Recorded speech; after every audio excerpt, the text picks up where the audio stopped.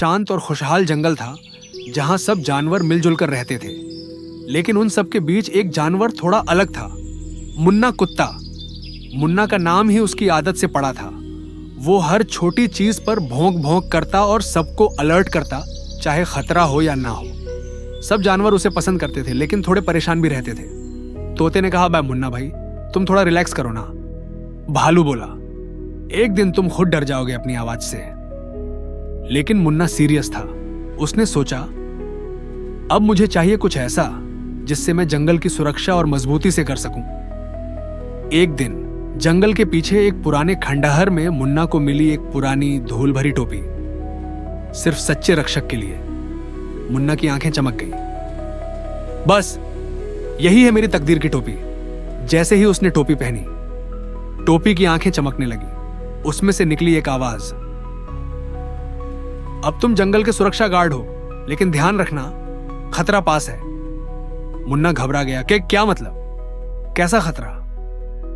अजीब घटनाएं शुरू। अगले ही दिन जंगल में अजीब चीजें होने लगी। शेर की गुफा में कोई फुसफुसा रहा था, और सबसे अजीब, हर रात 1 घंटी बजती थी, लेकिन कोई नहीं दिखता था। हर रात टोपी उसे एक दिशा में इशारा करती और वो दौड़ता, लेकिन कोई नहीं मिलता। जानवर बोले, मुन्ना, कहीं तुम फिर से डर के मारे नाटक तो नहीं कर रहे? मुन्ना ने टोपी के निर्देश पर पुरानी झाड़ियों के पीछे खुदाई की। वहां उसे मिली एक जंग लगी हुई घंटी, जिसके पास था एक टूटा हुआ रोबोट का पैर। टोपी फिर बोली, सावधान, जंगल में घुस आया है एक पुराना रोबोट जो सोते हुए जानवरों की आवाज रिकॉर्ड कर रहा है। उसका मकसद है जंगल को परेशान करना। मुन्ना ने तुरंत जंगल सुरक्षा मीटिंग बुलाई। दोस्तों, अब मेरी टोपी झूठ नहीं बोल रही। हमें मिलकर इस खतरे से निपटना होगा। मुन्ना बन गया हीरो मुन्ना। तोता, बंदर और भालू ने मिलकर एक जाल बिछाया। उन्होंने रात को सबको सोने का नाटक करने को कहा, और जैसे ही घंटी बजी, मुन्ना की टोपी में से निकली तेज लाइट। रोबोट चौंका। बंदर ने पकड़ लिया, भालू ने बांध दिया। अगले दिन शेर राजा ने मुन्ना को बुलाया और कहा, मुन्ना, तुमने वो कर दिखाया जो कोई नहीं कर पाया। ये टोपी सिर्फ टोपी नहीं, ये अब तुम्हारी पहचान है। अब जंगल में जब भी कोई परेशानी होती, सब कहते, मुन्ना टोपी पहन चुका है, मतलब सब सुरक्षित हैं। एक घने जंगल के बीच एक छोटा सफेद खरगोश जैकी रहता था। जैकी बेहद जिज्ञासु था और नई जगहों की खोज करना उसे बहुत पसंद था। एक दिन जब वह ओस से भीगी घास में कूदते हुए खेल रहा था, उसकी नजर एक अजीब चमकते हुए लाल पत्थर पर पड़ी। पत्थर पुराने ओक के पेड़ के नीचे रखा था और उससे हल्की हल्की रोशनी निकल रही थी, जैसे उसमें कोई जादू हो। जैकी ने उत्सुकता से उसे छुआ और तभी अचानक तेज हवा का झोंका उठा। चारों ओर अंधेरा छा गया और एक ही पल में जैकी गायब हो गया। जब जैकी ने आंखें खोली तो वह खुद को एक बिल्कुल अनोखी जगह पर पाया। यहाँ के पेड़ क्रिस्टल के बने थे, नदियां सुनहरी रोशनी से बह रही थीं और आसमान में तैरते हुए द्वीप थे। हवा में शहद जैसी मीठी खुशबू थी, लेकिन साथ ही उसे महसूस हुआ कि कोई उसे देख रहा है। तभी एक धीमी सी फुसफुसाहट सुनाई दी। वो आ गया है, चुना हुआ व्यक्ति। जैकी ने तेजी से इधर उधर देखा, लेकिन कोई नजर नहीं आया। फिर अचानक झाड़ियों के पीछे से एक विशाल भूरा भालू बाहर आया। भालू ने गंभीर स्वर में कहा, तुम्हें तुरंत यहां से जाना होगा। जैकी ने घबराकर पूछा, क्यों, क्या हुआ? भालू ने गहरी सांस ली और कहा, छाया राजा ने सूरज चुरा लिया है। बिना सूरज के ये दुनिया हमेशा के लिए अंधेरे में डूब जाएगी। जैकी का दिल जोरों से धड़कने लगा। उसने हिम्मत जुटाई और पूछा, छाया राजा कहाँ है? भालू ने धीरे से कहा, ब्लैक कासल में, लेकिन जो भी वहां जाता है वह कभी वापस नहीं आता। जैकी ने अपने पंजे मुट्ठी में कस लिए। उसकी आंखों में हिम्मत झलक रही थी। तो मुझे जाना ही होगा। छाया राजा के किले तक का सफर आसान नहीं था। रास्ते में कई खतरे थे। सबसे पहले जैकी एक पुल पर पहुंचा जो तैरते हुए पत्तों से बना था। जैसे ही उसने कदम रखा, पत्ते पीछे से गायब होने लगे। जैकी ने तेजी से दौड़ लगाई और आखिरी पल में दूसरी तरफ कूदकर गिरते गिरते बचा। आगे बढ़ते हुए उसे एक घायल लोमड़ी दिखी। वह धीरे से फुसफुसाई, कृपया, छाया राजा ने मेरी आवाज चुरा ली है। जैकी का दिल पिघल गया।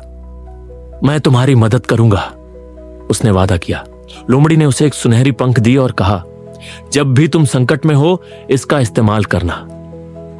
जैकी ने पंख संभाल कर रख लिया और अपनी यात्रा जारी रखी। आगे एक बड़ी धुंध से ढकी भूल भुलैया थी। जैकी ने जैसे ही अंदर कदम रखा, हवा में एक रहस्यमय आवाज गूंजी, केवल वे ही बाहर निकल सकते हैं जो ध्यान से सुनते हैं। जैकी रुका और अपनी आंखें बंद कर सुना। दूर कहीं से हल्की सी फुसफुसाहट आ रही थी। उसने उन्हीं आवाजों का पीछा किया। हर गलत कदम उसे आग की दीवारों के करीब ले जाता, लेकिन हर सही दिशा उसे भूल भुलैया से बाहर निकालने में मदद करती। आखिरकार घंटों की मेहनत के बाद वो बाहर निकल आया। अब छाया राजा का किला उसके सामने था।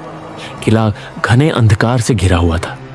जैकी जैसे ही अंदर पहुंचा, एक ठंडी गहरी आवाज गूंजी, मैं तुम्हारा इंतजार कर रहा था। जैकी ने देखा कि धुएं से ढका एक लंबा डरावना आकार धीरे धीरे उसके सामने प्रकट हो रहा था। उसकी आंखें जलती हुई राख जैसी चमक रही थी। छाया राजा गरजते हुए बोला, तुम मुझे हरा नहीं सकते। लेकिन जैकी हिला नहीं। वह जानता था कि अंधकार चाहे जितना भी बड़ा हो, सबसे छोटी रोशनी भी उसे हरा सकती है। उसे लोमड़ी की दी हुई सुनहरी पंख याद आई। उसने झट से उसे हवा में उछाल दिया। तेज चमक चारों ओर फैल गई। पूरा किला रोशनी से भर गया और छाया राजा चीखने लगा। उसकी काली धुंध गलने लगी और सूरज अचानक फिर से चमकने लगा। छाया राजा की शक्ति खत्म हो गई और देखते ही देखते पूरा किला धूल में बदल गया। जंगल खिलखिलाने लगा। नदियां सुनहरी चमक से बहने लगीं और सभी जीव खुशी से झूम उठे। जैकी अब एक सच्चा हीरो बन चुका था। वह मुस्कुराया और अपने दिल में एक सीख लेकर लौटा। रोशनी हमेशा अंधकार पर विजय प्राप्त करती है। वह अपने जंगल में वापस लौट आया, लेकिन अब वह पहले से कहीं ज्यादा समझदार, बहादुर और मजबूत था। गहरे जंगल में एक छोटा शेर का बच्चा अकेला भटक रहा था। चारों ओर ऊंचे ऊंचे पेड़, घनी झाड़ियां और अजीब अजीब आवाजें, लेकिन उसके साथ कोई नहीं था। उसकी आंखों में डर था, दिल तेजी से धड़क रहा था। शेर का बच्चा डरी हुई आवाज में बोला, मां, कहां हो? लेकिन कोई जवाब नहीं आया। वह और जोर से रोने लगा। तभी भारी कदमों की आवाज आई। एक बड़ा और शांत हाथी उसके पास रुका। उसने बच्चे की ओर देखा और नरम आवाज में पूछा, छोटे, तुम क्यों रो रहे हो? शेर का बच्चा सिसकते हुए, मैं अपने परिवार से बिछड़ गया हूं, मुझे नहीं पता वे कहां हैं। हाथी मुस्कुराया और प्यार से बोला, चिंता मत करो, मैं तुम्हारी मदद करूंगा। चलो तुम्हारी मां को ढूंढते हैं। और फिर दोनों साथ चल पड़े। जंगल के रास्तों पर वे एक हरिण के पास पहुंचे। हाथी, क्या तुमने शेर के बच्चे के परिवार को देखा? हरिण, नहीं, मैंने नहीं देखा, लेकिन तुम आगे जाकर पूछ सकते हो। फिर वे एक बंदर के पास गए। बंदर हंसते हुए, ओहो, मैंने एक शेरनी को उधर जाते देखा था, उस तरफ। शेर के बच्चे की आंखें खुशी से चमक उठी। वे तेजी से उस दिशा में बढ़ने लगे और फिर अचानक दूर झाड़ियों के पीछे किसी की झलक दिखाई दी।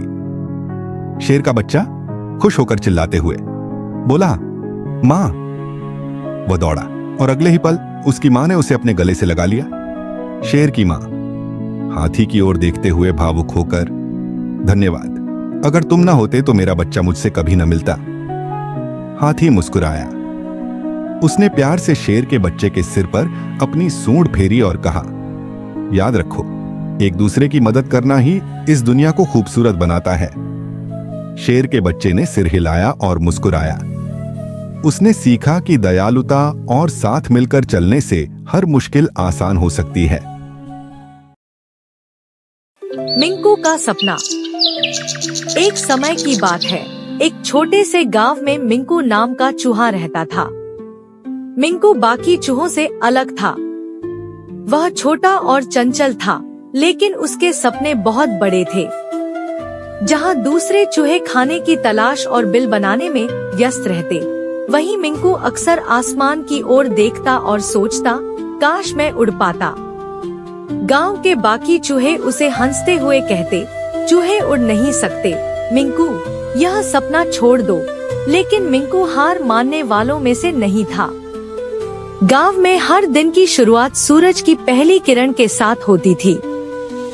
चूहे खाना ढूंढने निकलते, बच्चे खेलते और पक्षियों का झुंड आसमान में मंडराता। मिंकू अक्सर अपनी पसंदीदा जगह पर बैठता, एक पुराना पेड़ जिसकी सबसे ऊंची शाखा से पूरा गांव दिखता था।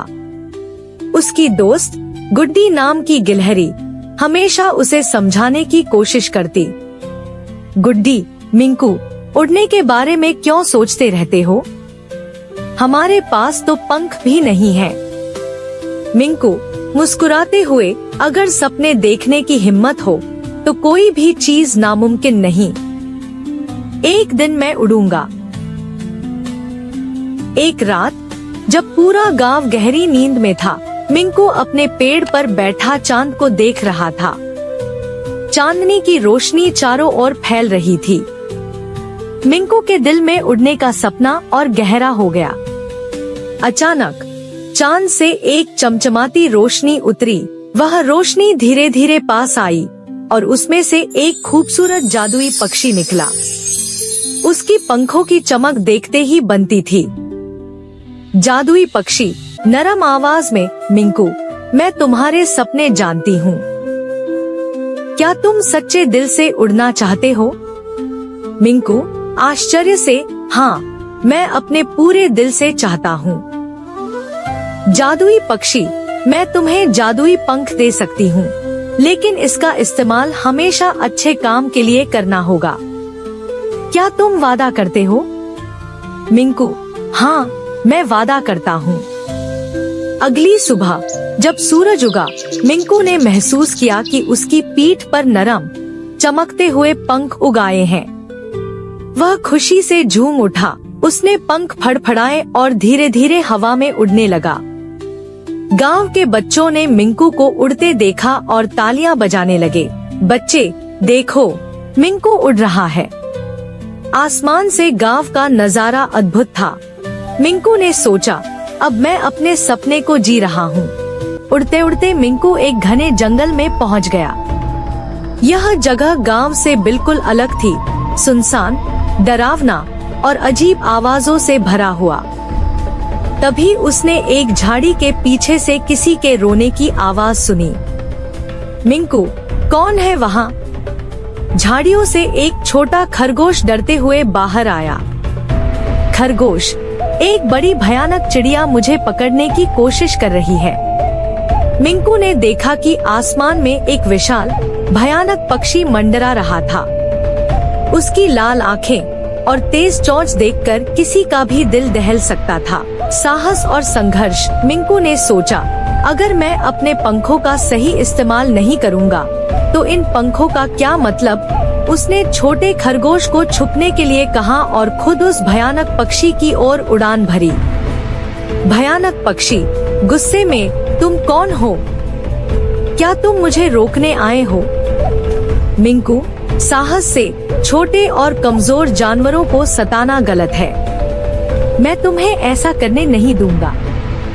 पक्षी ने मिंकू पर हमला किया। उसने चालाकी से झाड़ियों को हिलाकर खरगोश और बाकी जानवरों को भागने का रास्ता दिया। अंत में भयानक पक्षी थककर जंगल से भाग गया। जब मिंकू वापस गांव लौटा तो बच्चे और जानवर उसका स्वागत करने के लिए खड़े थे। बच्चे, मिंकू, तुमने छोटे जानवरों की मदद करके बहादुरी दिखाई। गांव के बड़े बुजुर्गों ने भी मिंकू की तारीफ की। मिंकू ने मुस्कुराते हुए आसमान की ओर देखा और कहा, सपने सिर्फ हमारे नहीं होते, उनका मतलब तब पूरा होता है जब हम दूसरों की मदद के लिए उनका इस्तेमाल करें। रात में जादुई पक्षी वापस आया और कहा, तुमने अपना वादा निभाया, अब तुम्हारा सपना और भी जानवरों के लिए प्रेरणा बनेगा।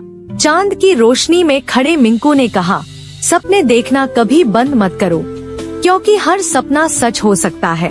सीख, सपने हमें सिर्फ ऊंचा उड़ना नहीं सिखाते, बल्कि यह भी सिखाते हैं कि अपने सपनों से दूसरों की जिंदगी कैसे बेहतर बनाई जाए। हिम्मत, मेहनत और दया सबसे बड़े गुण हैं। एक बार की बात है, एक सुंदर से गांव में पिंगो नाम का एक चालाक कबूतर रहता था। पिंगो को हमेशा नई नई जगहों पर जाना और नए दोस्त बनाना बहुत पसंद था।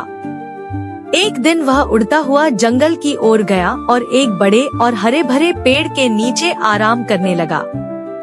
पेड़ की सबसे ऊंची टहनी पर टप्पू नाम की एक छोटी गिलहरी बैठी थी।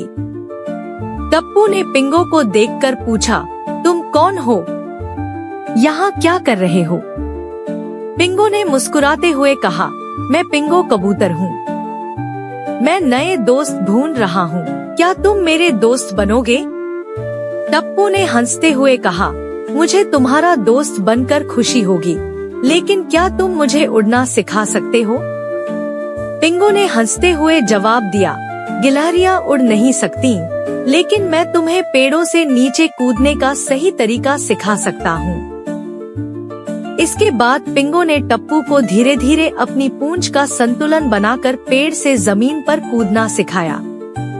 टप्पू खुशी से झूमने लगा और उसने पिंगो का धन्यवाद किया। अब वे दोनों दिन भर जंगल में मस्ती करते, कभी फल इकट्ठा करते तो कभी खेलते।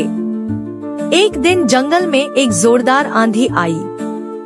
सारे जानवर डरकर अपनी अपनी जगह छुप गए। टप्पू, जो एक छोटी गिलहरी थी, एक पेड़ की दरार में फंस गई। पिंगो ने टप्पू को देखा और तुरंत उसकी मदद के लिए उड़कर पहुंच गया। उसने टप्पू को अपने पंखों पर उठाया और उसे सुरक्षित जगह पर ले आया। टप्पू ने आंसू भरी आंखों से कहा, पिंगो, तुम मेरे सबसे अच्छे दोस्त हो। अगर तुम न होते तो मैं आज यहाँ सुरक्षित नहीं होता। उस दिन से पिंगो और टप्पू की दोस्ती और गहरी हो गई। उन्होंने हमेशा एक दूसरे की मदद करने का वादा किया। अब जंगल के सारे जानवर पिंगो और टप्पू की दोस्ती की कहानी सुनाते हैं और बच्चों को सिखाते हैं, सच्ची दोस्ती का मतलब एक दूसरे की मदद करना और खुशियाँ बांटना है। जंगल के एक कोने में एक जादुई तालाब था। कहा जाता है कि जो भी वहां पहुंचकर अपनी इच्छा व्यक्त करता, उसकी मनोकामना पूरी हो जाती। लेकिन तालाब तक पहुंचने का रास्ता बेहद कठिन और डरावना था। एक दिन लूना खरगोश ने अपने दोस्तों से कहा, हमें उस तालाब तक पहुंचना चाहिए।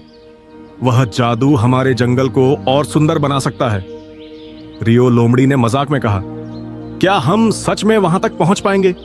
टीरा कछुआ ने गंभीरता से कहा, जादू सिर्फ किसी चीज में नहीं, हमारी एकता में भी है। सबने सहमति जताई और तालाब तक पहुंचने का निर्णय लिया। यात्रा शुरू हुई। पहली चुनौती थी एक घने कांटों वाला रास्ता। रियो लोमड़ी ने अपनी चतुराई और ताकत का इस्तेमाल करके रास्ता साफ करने में मदद की। इसके बाद वे एक नदी तक पहुंचे जहां पानी का बहाव तेज था। आकाश पक्षी ने कहा, मैं ऊपर उड़कर रास्ता देखूंगा और सबको सुरक्षित जगह दिखाऊंगा। शुरू में सभी डर रहे थे, लेकिन एक दूसरे को हौसला देते हुए उन्होंने नदी पार कर ली।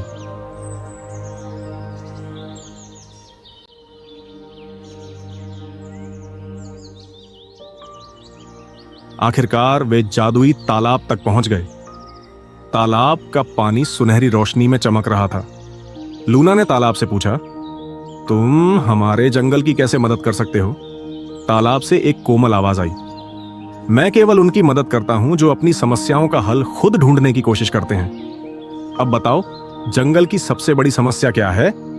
सभी सोच में पड़ गए। टीरा कछुआ ने कहा, हमारे जंगल में एकता और सहयोग की कमी है।